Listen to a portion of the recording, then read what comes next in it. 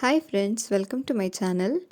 ನಾನಿವತ್ತು quick and ಈಸಿಯಾಗಿ 10 ನಿಮಿಷದಲ್ಲಿ ರಾಗಿ ಮುದ್ದೆ ಹಾಗೆ ಅವರೆಕಾಳು ಉಪ್ಸಾರನ್ನು ಹೇಗೆ ಮಾಡೋದು ಅಂತ ತೋರಿಸ್ತಾ ಇದ್ದೀನಿ. ಹೇಗೆ ಮಾಡೋದು ಅಂತ ನೋಡೋಣ ಬನ್ನಿ.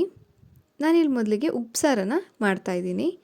ಅದಕ್ಕೆ ಒಂದು ಕುಕ್ಕರ್ನ ತೊಗೊಂಡು ಒಂದು ದೊಡ್ಡ ಬೌಲ್ನಷ್ಟು ಅವರೆಕಾಳನ್ನು ಹಾಕ್ಕೊತಾ ಇದ್ದೀನಿ. ನಾನು ತೊಗೊಂಡಿರೋ ಕ್ವಾಂಟಿಟಿ ಬಂದು 4 ಜನಕ್ಕೆ ಸಾಕಾಗತ್ತೆ. ಅದೇ ಬೌಲ್ನಲ್ಲಿ 3 ಬೌಲ್ನಷ್ಟು ನೀರನ್ನು ಆ್ಯಡ್ ಮಾಡ್ಕೊತಾ ಇದ್ದೀನಿ.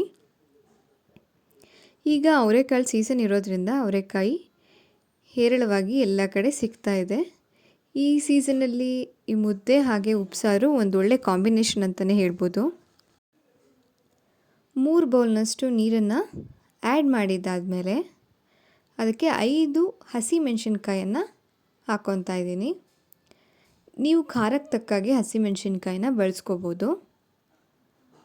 ಹಾಗೆ ರುಚಿಗೆ ತಕ್ಕಷ್ಟು ಉಪ್ಪನ್ನು ಆ್ಯಡ್ ಮಾಡ್ಕೊಳ್ಳಿ. 2 to 3 ಸ್ಪೂನಷ್ಟು ಸಾಲ್ಟ್ ಆದರೆ ಇಷ್ಟು ಕ್ವಾಂಟಿಟಿಗೆ ಸಾಕಾಗತ್ತೆ. ಹಾಗೆ ಸಾಲ್ಟ್ ಹಾಕಿದ್ಮೇಲೆ ಒಂದು ಸಲ ಮಿಕ್ಸ್ ಮಾಡಿದ್ದಾದಮೇಲೆ ಲಿಡ್ನ ಕ್ಲೋಸ್ ಮಾಡಿ 1 ವಿಷಲ್ ಕೂಗಿಸ್ಕೊಳ್ಳಿ. 1 ವಿಷಲ್ಗೆಲ್ಲ ಅವರೆಕಾಳು ಚೆನ್ನಾಗಿ ಬೆಂದಿರುತ್ತೆ. ಹಾಗೆ ಬಾಣಲಿಯಲ್ಲಿ ಗಂಟಿಲ್ದಿರೋ ಹಾಗೆ ಮುದ್ದೆನ ಹೇಗೆ ಮಾಡೋದು ಅಂತ ತೋರಿಸ್ಕೊಡ್ತಾ ಇದ್ದೀನಿ. ಇದು ಬಿಗಿನರ್ಸ್ಗೆ ಕೂಡ, ಅಂದರೆ ಈಗ ಮುದ್ದೆ ಮಾಡೋದನ್ನು ಕಲಿತಾ ಇರೋರಿಗೆ ಕೂಡ ಯೂಸ್ ಆಗುತ್ತೆ. ನಾನಿಲ್ಲಿ 3 ಬೌಲ್ನಷ್ಟು ನೀರನ್ನ ತೊಗೊಂಡಿದ್ದೀನಿ. ಅದಕ್ಕೆ 1.5 ಬೌಲಷ್ಟು ಹಿಟ್ಟು ಬೇಕಾಗುತ್ತೆ.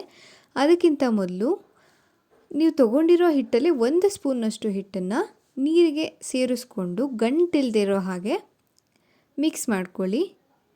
ನೋಡಿ, ಈ ರೀತಿ ಮಿಕ್ಸ್ ಮಾಡಿದ್ದಾದಮೇಲೆ ಅದನ್ನು ಸ್ಟವ್ ಮೇಲೆ ಇಟ್ಕೊಂಡು 1-2-3 ಸಲ ಸ್ಟಿರ್ ಮಾಡಿ ಅದು ಕುದಿಯೋವರೆಗೂ ಹಾಗೆ ಬಿಡಬೇಕಾಗತ್ತೆ. ಒಂದು 2 ಮಿನಿಟ್ಸಲ್ಲೆಲ್ಲ ಚೆನ್ನಾಗಿ ಕುದಿ ಬರುತ್ತೆ. ನೋಡಿ, ಈ ರೀತಿ ಆಗಾಗ ಮಿಕ್ಸ್ ಮಾಡ್ತಾಯಿರಿ. ಹೀಗೆ ಮಾಡೋದ್ರಿಂದ ಗಂಟಾಗೋದಿಲ್ಲ. ಹಾಗೆ ಈ ರೀತಿ ನೀರಿಗೆ ಸ್ವಲ್ಪ ಹಿಟ್ಟನ್ನು ಸೇರಿಸ್ಕೊಂಡು ಮುದ್ದೆ ಮಾಡೋದ್ರಿಂದ ಗಂಟಾಗೋ ಚಾನ್ಸಸ್ ತುಂಬಾ ಕಡಿಮೆ. ಸ್ವಲ್ಪ ಸಾಲ್ಟ್ ಆ್ಯಡ್ ಮಾಡ್ತಾಯಿದ್ದೀನಿ. ಸಾಲ್ಟ್ ಬಂದು ಆಪ್ಷನಲ್, ನಿಮಗೆ ಬೇಕಾದರೆ ಹಾಕ್ಕೊಳ್ಳಿ. ನೋಡಿ, ಈ ರೀತಿ ಕಲರ್ ಕೂಡ ಚೇಂಜ್ ಆಗ್ತಾ ಇದೆ. ಹಾಗೆ ಕುದಿನೂ ಬಂದೇ ಬಿಡ್ತು. ಒಂದು 2 to 3 ಮಿನಿಟ್ಸೆಲ್ಲ ಚೆನ್ನಾಗಿ ಕುದಿ ಬರುತ್ತೆ. ಈಗ ಹಿಟ್ಟನ್ನು ಆ್ಯಡ್ ಮಾಡ್ಕೋಬೇಕು. ಮಿಕ್ಕಿರುವಂಥ ಹಿಟ್ಟು ಅಂದರೆ 1.5 ಬೌಲ್ನಷ್ಟು ಹಿಟ್ಟನ್ನು ನಾನಿಲ್ಲಿ ತೊಗೊಂಡಿದ್ದೀನಿ. ಇಷ್ಟು ಹಿಟ್ಟು ಸಾಕಾಗತ್ತೆ ಮುದ್ದೆ ಮಾಡೋದಕ್ಕೆ.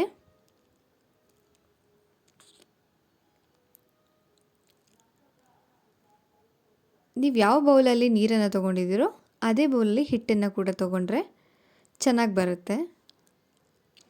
ಈಗ ಮಿಕ್ಸ್ ಮಾಡ್ಕೊಳ್ಳಿ. ನಿಧಾನವಾಗಿ ಮಿಕ್ಸ್ ಮಾಡಿ. ನಿಧಾನಕ್ಕೆ ತಿರುಗಿಸಿದ್ರೂ ಕೂಡ ಗಂಟಾಗೋದಿಲ್ಲ. ಹಾಗೆ ಫ್ಲೇಮ್ ಬಂದು ಹೈ ಫ್ಲೇಮಲ್ಲೇ ಇಟ್ಕೊಂಡು ಸ್ಟಿರ್ ಮಾಡ್ತಾಯಿರಿ. ಹಾಗೆ ಮಾಡೋದ್ರಿಂದ ಮುದ್ದೆ ಬೇಗ ಬೇಯುತ್ತೆ. ಹೈ ಫ್ಲೇಮಲ್ಲೇ ಇದ್ರೂ ಕೂಡ ಏನು ತೊಂದರೆ ಇಲ್ಲ. ಹಾಗೆ ಗಂಟಾಗೋದಿಲ್ಲ ಈ ರೀತಿ ತಿರುಗಿಸೋದ್ರಿಂದ. ಹಿಟ್ಟನ್ನು ಹಾಕಿ ಕುದಿಯೋದಕ್ಕೆ ಬಿಡೋ ಅವಶ್ಯಕತೆ ಏನಿಲ್ಲ. ಈ ರೀತಿ ಚೆನ್ನಾಗಿ ತಿರುಗಿಸ್ತಾನೆ ಅದು ಬೆಂದೋಗಿಬಿಡುತ್ತೆ. ಒಂದು 2 ಮಿನಿಟ್ಸ್ ಬೇಕಾಗ್ಬೋದು ಅಷ್ಟೇ. ನೋಡಿ, ಈ ರೀತಿ ಫ್ಲೇಮ್ ಬಂದು ಹೈ ಫ್ಲೇಮಲ್ಲೇ ಇಟ್ಕೊಂಡಿರಬೇಕು. ಆಗ ಬೇಗ ಬೇಯುತ್ತೆ. ನೋಡಿ, ಈಗ ಆಲ್ಮೋಸ್ಟ್ ಬೆಂದಿದೆ. ಮುದ್ದೆ ಪಾತ್ರೆನ ಬಿಟ್ಟು ಬರ್ತಾ ಇದೆ. ಹಾಗೆ ಒಂದು ಸ್ಮೆಲ್ ಬರುತ್ತೆ, ಒಂದು ಘಮ ಬರುತ್ತೆ. ಆಗ ನಿಮಗೆ ಗೊತ್ತಾಗುತ್ತೆ ಮುದ್ದೆ ಬೆಂದಿದೆ ಅಂತ. ನೋಡಿ, ಚೆನ್ನಾಗಿ ಗಂಟಿಲ್ದಿರೋ ರೀತಿ ಕೂಡಿಸ್ಕೊಳ್ಳಿ. ಈಗ ಮುದ್ದೆ ಆಲ್ಮೋಸ್ಟ್ ಆಗಿದೆ.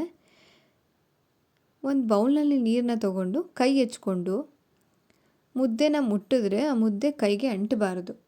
ಹಾಗಾಗಿದ್ರೆ ಮಾತ್ರ ಮುದ್ದೆ ತುಂಬ ಚೆನ್ನಾಗಿ ಬೆಂದಿದೆ ಅಂತ ಅರ್ಥ. ಈಗ ಮುದ್ದೆ ಕಟ್ಕೊಳ್ಳೋಣ. ಒಂದು ಮಣೆನ ತೊಗೊಂಡು ಅದಕ್ಕೆ ಸ್ವಲ್ಪ ನೀರು ಹಚ್ಕೊಂಡು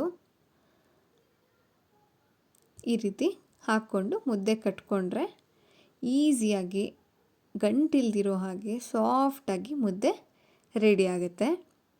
ನೋಡಿ, ಈಗ ಮುದ್ದೆನ ಕಟ್ಕೊಳ್ಳಿ. ನೋಡ್ತಾ ಇದ್ದೀರಲ್ಲ ಎಷ್ಟು ಈಸಿಯಾಗಿ ಹಾಗೆ ಎಷ್ಟು ಚೆನ್ನಾಗಿ ಮುದ್ದೆ ರೆಡಿ ಆಯಿತು ಅಂತ. ಮುದ್ದೆ ಮಾಡೋದು ಆ್ಯಕ್ಚುಲಿ ತುಂಬಾ ಈಸಿ. ನಾನು ಹೇಳಿದ ರೀತಿ ಮಾಡಿದ್ರೆ ಯಾವುದೇ ಕಾರಣಕ್ಕೂ ಗಂಟಾಗೋದಿಲ್ಲ. ನೋಡಿ, ನಾನು ತೊಗೊಂಡಿರೋ ಕ್ವಾಂಟಿಟಿಲಿ 3 ದೊಡ್ಡ ಸೈಜ್ನ ಮುದ್ದೆ ಆಯಿತು. ನಿಮಗೆ ಎಷ್ಟು ಬೇಕೋ ಅಷ್ಟು ಮಾಡ್ಕೊಳ್ಳಿ. ಹಾಗೆ ಉಪ್ಸಾರಿಗೆ ಇಲ್ಲಿ ಅವರೆಕಾಳು ತುಂಬ ಚೆನ್ನಾಗಿ ಬೆಂದಿದೆ. 1 ವಿಷಲ್ ಹಾಕಿದ್ರೆ ಸಾಕು. ನಾನು ಹೇಳ್ದಾಗೆ ತುಂಬ ಚೆನ್ನಾಗಿ ಬೆಂದಿರುತ್ತೆ. ನೋಡ್ತಾ ಇದ್ದೀರಲ್ಲ ಎಷ್ಟು ಚೆನ್ನಾಗಿ ಬೆಂದಿದೆ ಅಂತ. ಸಾಕು ಇಷ್ಟು ಬೆಂದಿದ್ರೆ. ಈಗ ಉಪ್ಸಾರಿನ ಖಾರನ ಪ್ರಿಪೇರ್ ಮಾಡ್ಕೊಳ್ಳೋಣ. ಅದಕ್ಕೆ 1 ಸೌಟು ಅಷ್ಟು ಅವರೆಕಾಳನ್ನು ಸೇರಿಸ್ಕೊತಾ ಇದ್ದೀನಿ. ಹಾಗೆ ಹಸಿಮೆಣಸಿನ್ಕಾಯಿ ಬೇಯೋದಕ್ಕೆ ಹಾಕಿದ್ವಲ್ಲ ಅದನ್ನು ಕೂಡ ಆ್ಯಡ್ ಮಾಡ್ತಾಯಿದ್ದೀನಿ. ನಾನು ಆಗಲೇ ಹೇಳಿದಾಗೆ 4 ಜನಕ್ಕಾಗೋದ್ರಿಂದ 4 ನಾನು ತೊಗೊಂಡಿದ್ದೀನಿ. ಖಾರ ನಿಮಗೆಷ್ಟು ಬೇಕೋ ಅಷ್ಟನ್ನು ನೋಡಿ ಹಾಕ್ಕೊಳ್ಳಿ.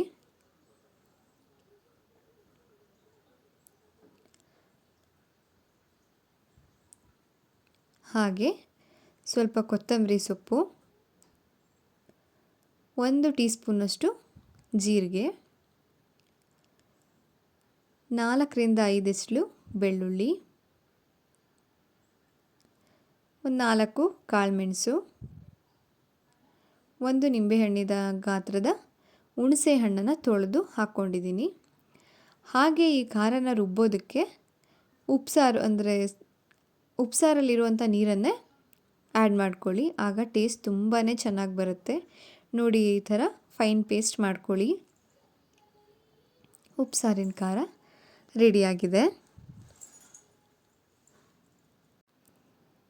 ನೋಡಿದ್ರಲ್ಲ ಎಷ್ಟು ಚೆನ್ನಾಗಾಗಿದೆ ಅಂತ. ಹಾಗೆ ಬಿಸಿ ಬಿಸಿ ಮುದ್ದೆ ಜೊತೆಗೆ ಉಪ್ಸಾರನ್ನು ಸವಿಯೋಣ ಬನ್ನಿ.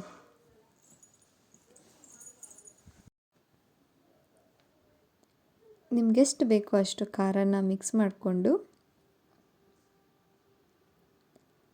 ಹಾಗೆ ಒಂದು ಉಪ್ಪಿನಕಾಯಿನ ಹಾಕ್ಕೊಂಡು ಮುದ್ದೆ ಊಟ ಮಾಡ್ತಾಯಿದ್ರೆ ಈ ಚಳಿಗೂ ಅದಕ್ಕೂ ಎಷ್ಟು ಚೆಂದ ಅಲ್ವಾ?